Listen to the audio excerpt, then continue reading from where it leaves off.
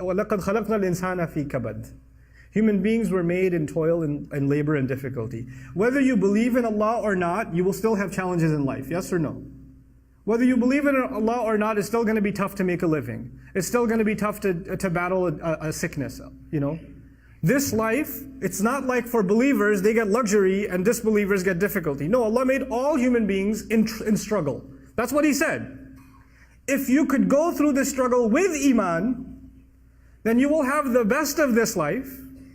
And while you are making the best of this life, you'll be making the best of the next life too. You'll get a kind of peace nobody else enjoys. You're sick and the disbeliever is sick. But in your sickness, you still find peace and they find no peace. You're in financial trouble, they're in financial trouble. Exactly the same kind of trouble, exactly the same kind of hunger, but your heart is still at ease. Allah is still giving you tranquility. Allah is still rewarding you. Allah is still protecting you, and they're miserable. You made this life worse for yourself too. And on top of that, you missed out on the next life.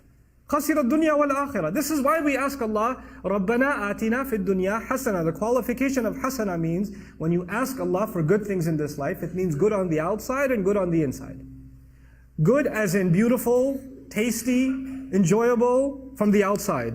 And good for my next life. Actually good for me in the long run. Building my akhirah at the same time. This is رَبَّنَا آتِنَا فِي الدُّنْيَا حَسَنَةً. And therefore, وَفِي الْآخِرَةِ حَسَنَةً. And as a result, good in the next life. Something that's beautiful and good on the inside as well.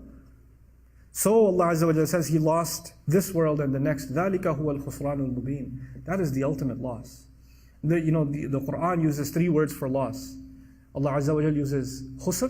إِنَّ الْإِنسَانَ لَفِي خُسْرٍ. He uses khasaran and He uses khusran. And khusran is a masdar, sighatul mubalagha, the worst kind of loss. The worst imaginable loss. Of all the kinds of loss Allah talks about, the worst of all losses is this one. Somebody who was actually a believer and lost their faith when times got tough. And as a result, they lost this life and the next life, and they had it all. Allah had everything laid out for them. Everything was laid out for them. Allah Azza wa Jalla will describe الَّذِينَ يَرِثُونَ الْفِرْدَوْسِ. About believers, He says they will inherit paradise.